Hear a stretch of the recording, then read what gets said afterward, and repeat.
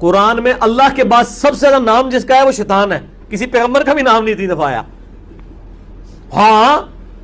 سارے پیغمبروں کے نام جمع کریں نا، جتنی دفعہ ریپیٹ ہوئے ہیں اس سے زیادہ شیطان کا نام آیا۔ تبارک و تعالیٰ کے بعد سب سے زیادہ اگر کسی کا نام آیا ہے تو وہ شیطان کا نام آیا ہے۔ تو میں یہ کہتا ہوں شیطان کی محبت کو اپنے دل سے نکال کر ذرا پھر سے قرآن پڑھو اور دیکھو کہ ابلیس کا ذکر، ابلیس لفظ کا ذکر قرآن کریم فرقان حمید میں 11 مرتبہ آیا ہے، اور شیطان لفظ کا ذکر قرآن کریم میں 88 مرتبہ آیا ہے، اور شیاطین یعنی جمع جو آئی ہیں وہ کم و بیش 17 سے 18 مرتبہ آئی ہے بس۔ اور ان تمام کو بھی اگر آپ ملاتے ہیں تو یہ 100 سے کچھ اوپر اس کی تعداد بنتی ہے۔ لیکن صرف حضرت موسیٰ علیہ السلام، چونکہ تم نے کہا نا کہ دیگر انبیاء کا جو قرآن میں ذکر ہوا ہے اگر ان کے نام کو ریپیٹ بھی کر لیا جائے، ان کے نام کو دوبارہ مقرر جو ہے وہ شمار بھی کر لیا جائے تو بھی شیطان کا نام سب سے زیادہ ہے۔ تو میں آپ سے کہتا ہوں آپ شیطان کے، ابلیس کے، شیاطین کے، خناس کے ان تمام نام کو جمع کر کے بھی اگر جمع بھی کر لیں تو بھی حضرت موسیٰ علیہ السلام کا جتنی مرتبہ اللہ تبارک و تعالیٰ نے نام ذکر کیا ہے وہ حضرت موسیٰ کی تعداد کو نہیں پہنچ سکتے، اس لیے کیونکہ صرف حضرت موسیٰ علیہ السلام کا نام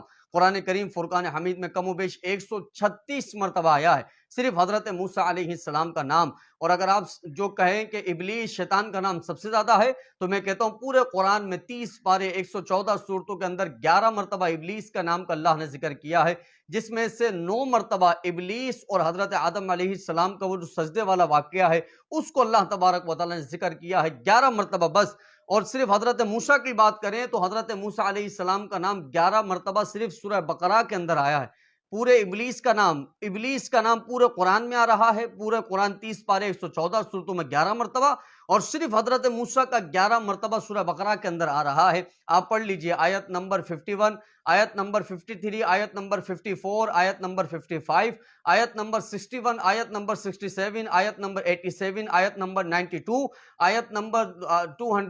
246، آیت نمبر 248۔ یہ تمام آیات آپ دیکھ لیں سورہ بقرہ کی، اس میں حضرت موسیٰ علیہ السلام کا ذکر ہے جو کہ 11 مرتبہ کم و بیش حضرت موسیٰ علیہ السلام کا سورہ بقرہ کے اندر نام ذکر ہوا ہے، صرف سورہ بقرہ کے اندر۔ باقی قرآن کریم فرقان حمید میں نہ جانے کتنی مرتبہ حضرت موسیٰ علیہ السلام کا نام آیا ہے۔ تو بات صرف اتنی ہے، یہ آپ کی تحقیق ہے کہ جو تحقیق جہالت والی تحقیق ہے، دنیا کی تمام جہالت بھی ایک جگہ جمع ہو جائے تو وہ آپ کی جہالت کے آگے جھک جاتی ہے، اس لیے کیونکہ آپ کی جہالت کو آپ نے بہت ہی اونچا مرتبہ دے دیا ہے۔ قرآن بھی پڑھتے ہیں تو اس کے اندر بجائے اس کے کہ ہم نبیوں کی تحقیق کریں، بجائے اس کے کہ ہم نبی کا نام کہاں کہاں آیا ہے، بجائے اس کے کہ اللہ تبارک و تعالیٰ نے ایک کے بعد ایک انبیاء کے کون کون سے ذکر کیا ہے، بجائے اس کے کہ وہ کون سے 25 انبیاء و رسول ہیں جن کا ذکر اللہ تبارک و تعالیٰ نے قرآن میں فرمایا ہے، اس کی تحقیق کو کرنے کے بجائے آپ اس کام میں لگ گئے کہ آپ نے شیطان کے ذکر کو عام کرنا شروع کر دیا ہے، اور لوگوں میں یہ بیان کر رہے ہیں کہ اللہ تبارک و تعالیٰ کے نام کے بعد سب سے زیادہ شیطان کا نام آیا ہے۔ تو اس کی محبت کو اپنے دل سے دور کرو،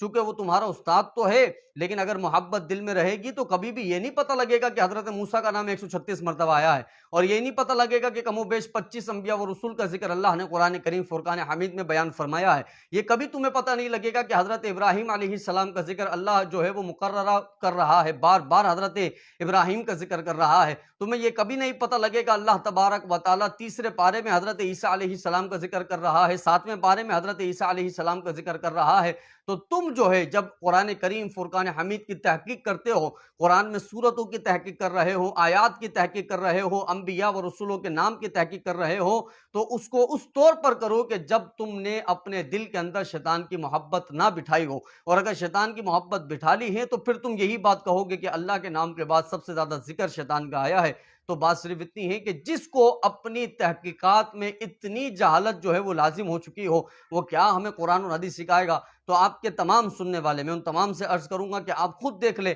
آپ کے امام کی تحقیق کیا ہے، اور اصل میں جو علماء کی تحقیق ہے وہ کیا ہے۔ اللہ رب العزت سے دعا ہے ہم سب کو ہدایت کے راستے پر قائم و دائم رہنے کی توفیق نصیب۔